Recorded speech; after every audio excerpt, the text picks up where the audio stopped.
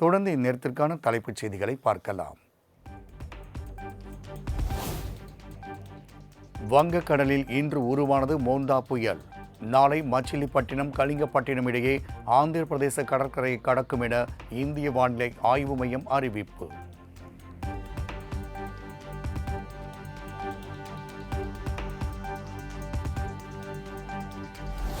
புயல் கரையை கடக்கும் போது 110 கிலோமீட்டர் வேகத்தில் காற்று வீசக்கூடும். இந்திய வானிலை ஆய்வு மையம் எச்சரிக்கை.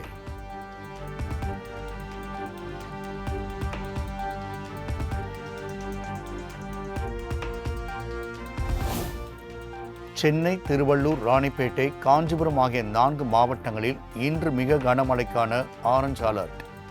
செங்கல்பட்டு, விழுப்புரம் மற்றும் புதுச்சேரியில் கனமழைக்கு வாய்ப்புள்ளதாக வானிலை ஆய்வு மையம் கணிப்பு.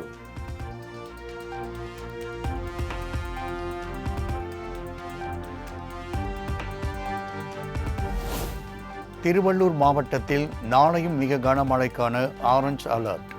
சென்னை, தென்காசி, நெல்லை உள்ளிட்ட 7 மாவட்டங்களில் நாளை கனமழை பெய்யக்கூடும் என வானிலை ஆய்வு மையம் அறிவிப்பு.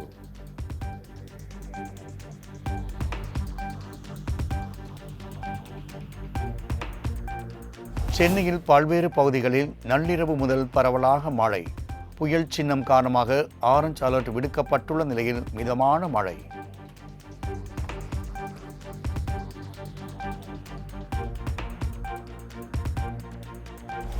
புதுச்சேரி மாநிலம் ஏனாம் பகுதியில் உள்ள பள்ளி கல்லூரிகளுக்கு இன்று முதல் 3 நாட்களுக்கு விடுமுறை.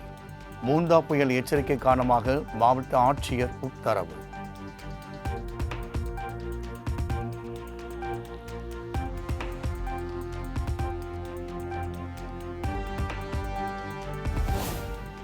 வங்கக்கடலில் உருவாகியுள்ள மோந்தா புயல் காரணமாக ஒடிசாவில் கனமழை எச்சரிக்கை. ஒடிசாவில் உள்ள 30 மாவட்டங்களிலும் முன்னெச்சரிக்கை நடவடிக்கைகள் தீவிரம்.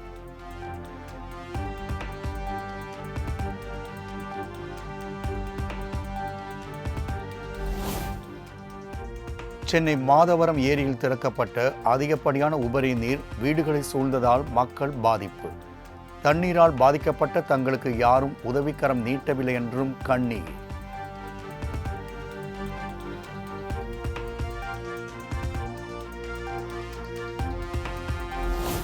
திருவள்ளூர் மாவட்டம் திருத்தணியில் கொட்டி தீர்த்த கனமழையால் சாலைகளின் குளம்போல் தேங்கிய மழை நீர். கழிவு நீரும் சேர்ந்து வருவதால் வாகன ஓட்டிகள், பொதுமக்கள் பாதிப்பு.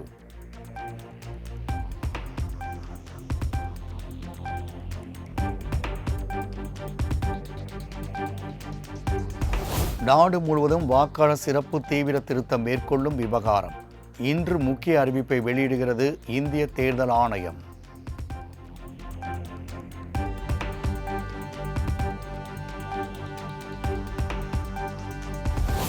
பட்டியல் இனத்தவர், சிறுபான்மையினர் பெயர்களை நீக்கிவிட்டால் பாஜகவும் அதிமுகவும் வெற்றி பெற்று விடலாம் என தப்பு கணக்கு போடுகிறது.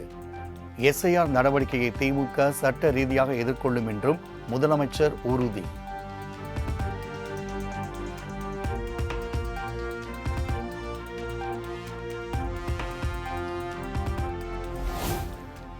முதலமைச்சர் மு.க. ஸ்டாலினுக்கு திரைப்படங்களை பார்ப்பதற்காகத்தான் நேரம் இருக்கிறதா என எடப்பாடி பழனிசாமி காட்டமாக கேள்வி. எதற்கு முதல்வரானோம் என்பதை மறந்துவிட்டு முழு நேர திரைப்பட விமர்சகராகி விட்டதாகவும் கண்டனம்.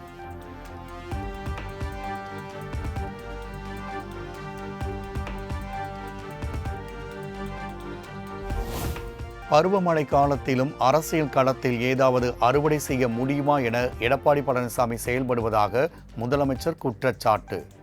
நெல் கொள்முதல் குறித்து எதிர்க்கட்சித் தலைவர் சொன்னதெல்லாம் புழுகு மூட்டை எனவும் சாடல்.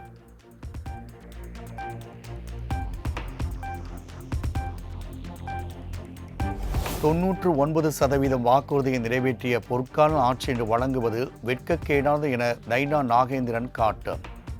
ரூபாய் 2000 கோடி செலவில் 200 தடுப்பணைகள் கட்டப்படும் என சொன்னீங்களே, செஞ்சீங்களா எனவும் முதலமைச்சருக்கு கேள்வி.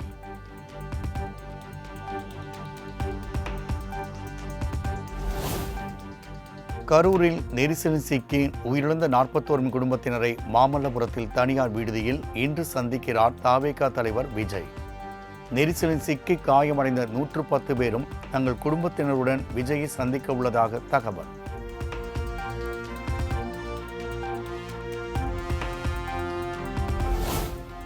கரூர் கூட்ட நெரிசலில் சிக்கி 41 பேர் உயிரிழந்த சம்பவம் தொடர்பான வழக்குகள் சென்னை உயர்நீதிமன்றத்தில் இன்று விசாரணை.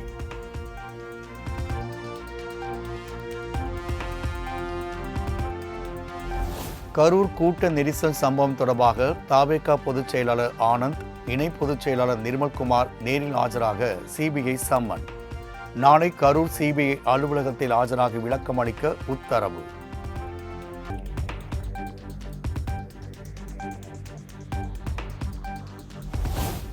அதிமுக கூட்டணிக்கு வந்தால் விஜய்க்கு நல்லது. அதிமுக முன்னாள் அமைச்சர் ராஜேந்திர பாலாஜி பேட்டி.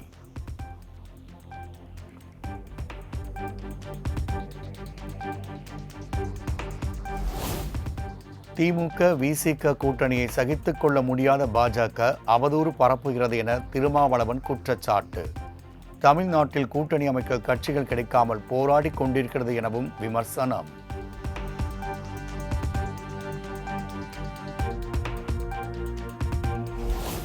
ஆட்சி அதிகாரத்தில் பங்கு என்பது குறித்தும் திமுக கூட்டணியில் எத்தனை சீட்டு கேட்கப்பட்டது என்பது குறித்தும் மேலிடம்தான் முடிவு செய்யும்.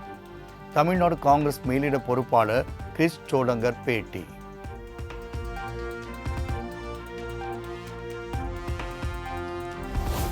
(2026) தேர்தலில் யாருடன் கூட்டணி என்பது போக போக தெரியும். வெற்றி கூட்டணியை உருவாக்குவேன் எனவும் பாமக நிறுவனர் ராமதாஸ் உறுதி. பிறகும் அறிவிப்பு வரும், முறையா வரும்.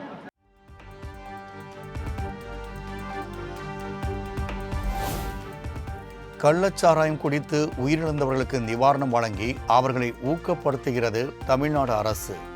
மது பாட்டில்களை பாதுகாக்கும் அரசுதான் விவசாயிகள் விளைவித்த நெல்லை தெருவில் போட்டு முளைக்க வைப்பதாகவும் சீமான் விமர்சனம்.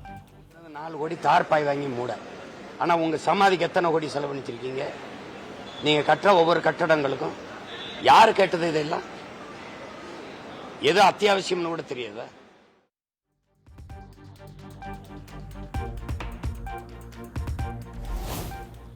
ஆசிய ஜூனியர் கபடி சாம்பியன்ஷிப் போட்டியில் தங்கம் வென்ற வீர வீராங்கனைகள் முதலமைச்சருடன் சந்திப்பு.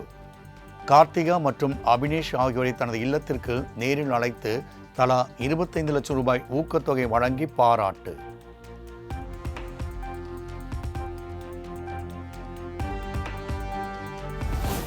ஆசிய இளையோர் கபடி போட்டியில் தங்கம் வென்ற கார்த்திகாவுக்கு உற்சாக வரவேற்பு. குதிரைகள் பூட்டிய சாரட்டு வண்டியில் அமர வைத்தும் பண மாலை அணிவித்தும் மலர்களை தூவியும் பொதுமக்கள் வரவேற்பு.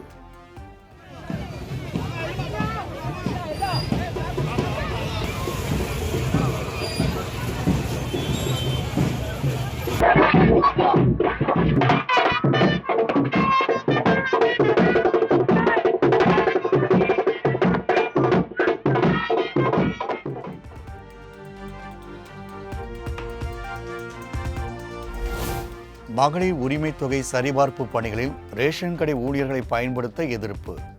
ஜனவரி முதல் காலவரையற்ற போராட்டத்தில் ஈடுபட உள்ளதாக ரேஷன் கடை பணியாளர் சங்கம் அறிவிப்பு.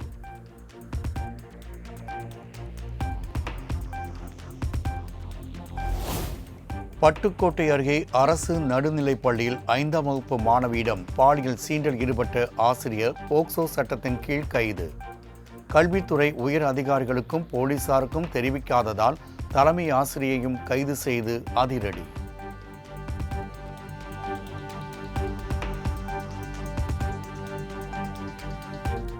அரசு மாணவியர் விடுதியில் அதிரடியாக புகுந்து ஆய்வு மேற்கொண்ட புதுக்கோட்டை மாவட்ட ஆட்சியர். ஆட்சியின் சரமாரி கேள்விகளுக்கு பதிலளிக்க முடியாமல் வாயடைத்து நின்ற பணியாளர்.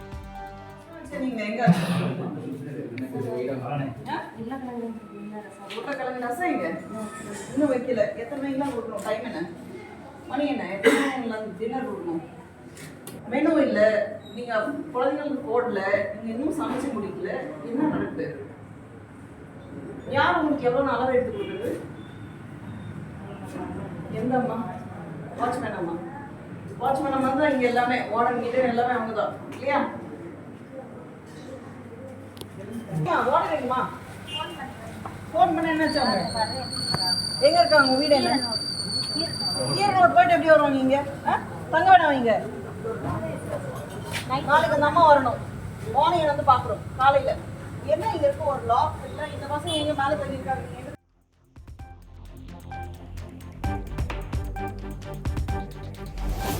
ராசிபுரம் அருகே சாலையில் நடந்து சென்ற பொதுமக்களை கத்தியால் தாக்கி மண்டையை உடைத்த போதை இளைஞர்கள். 3 பேரை பிடித்து தர்மடி கொடுத்து காவல் நிலையத்தில் ஒப்படைத்த பொதுமக்கள்.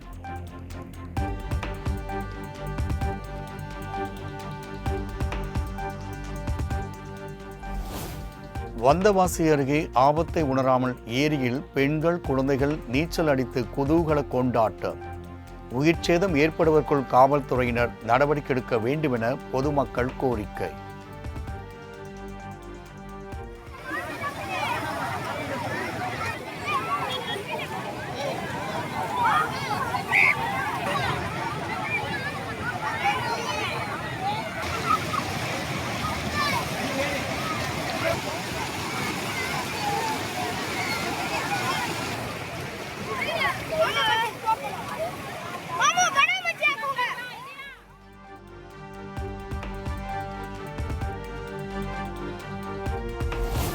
திருச்செந்தூர் சுப்பிரமணிய சுவாமி கோவிலில் கந்தசஷ்டி திருவிழாவின் சிகர நிகழ்ச்சியான சூரசம்ஹாரம் இன்று கோலாகலம். பல்லாயிரக்கணக்கான பக்தர்கள் பங்கேற்க உள்ள நிலையில் அனைத்து ஏற்பாடுகளும் தயார்.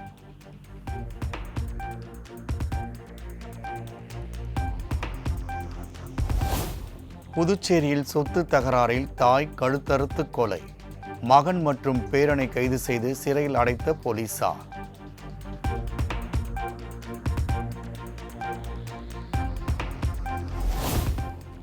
ஆபரேஷன் சிந்தூர், மாவோயிஸ்ட் ஒழிப்பு உள்ளிட்ட நடவடிக்கைகள் மக்கள் மகிழ்ச்சி கொண்டாட்டமாக மாறியுள்ளதாக பிரதமர் மோடி பெருமிதம். சாத் பூஜைகள் இந்தியாவின் சமூக ஒற்றுமையை பறைசாற்றும் வகையில் அமைந்துள்ளதாகவும் பேச்சு.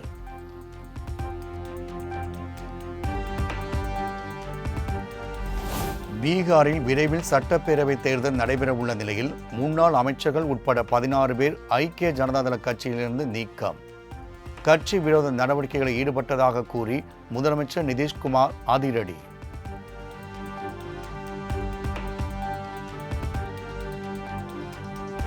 பாகிஸ்தான் ஆப்கானிஸ்தான் இடையிலான மோதலை விரைவில் முடித்து வைப்பேன்.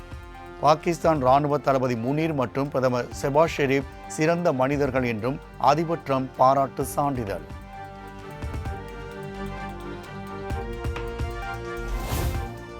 அமைதி பேச்சுவார்த்தையில் உடன்பாடு ஏற்படவில்லை எனில் ஆப்கான் மீது நேரடியாக தாக்குதல் நடத்துவது உறுதி. போர் நிறுத்த ஒப்பந்தம் கையெழுத்தான நிலையில் பாகிஸ்தான் பாதுகாப்புத்துறை அமைச்சர் கவாஜா ஆசிஃப் திட்டவட்டம்.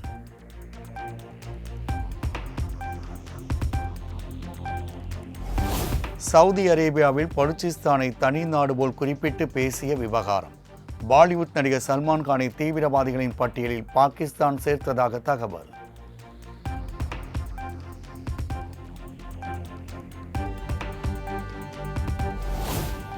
நியூசிலாந்துக்கு எதிரான மகளிர் உலகக்கோப்பை கிரிக்கெட் போட்டியில் இங்கிலாந்து அணி வெற்றி.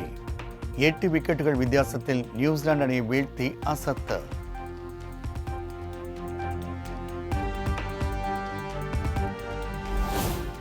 மகளிர் உலகக்கோப்பை கிரிக்கெட் தொடரில் மழையின் காரணமாக இந்தியா வங்கதேச அணிகளுக்கு இடையிலான போட்டி ரத்து. இரு அணிகளுக்கும் தலா 1 புள்ளி பகிர்ந்தளிப்பு.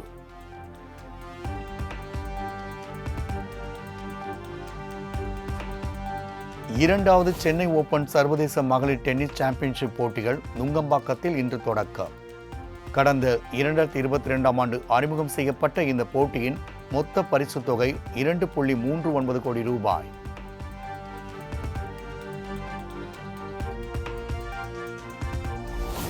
காங்கேயம் அருகே துப்பாக்கி சுடும் பயிற்சி எடுத்த நடிகர் அஜித் குமார்.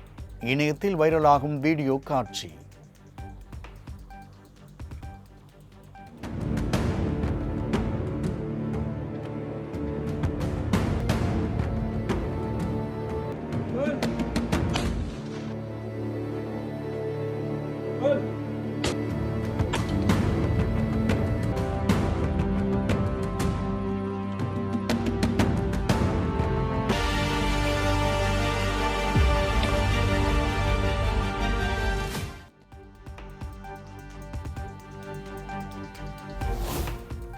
மும்பை விமான நிலையத்திற்கு மாஸ்க் அணிந்து வந்த ராஷ்மிகா மந்தனா புகைப்படத்திற்கு போஸ் கொடுக்க மறுப்பு. மாஸ்கையும் நீக்க மறுத்து முகத்தில் சிகிச்சை செய்யப்பட்டுள்ளது என கூறும் வீடியோ இணையத்தில் வைரல்.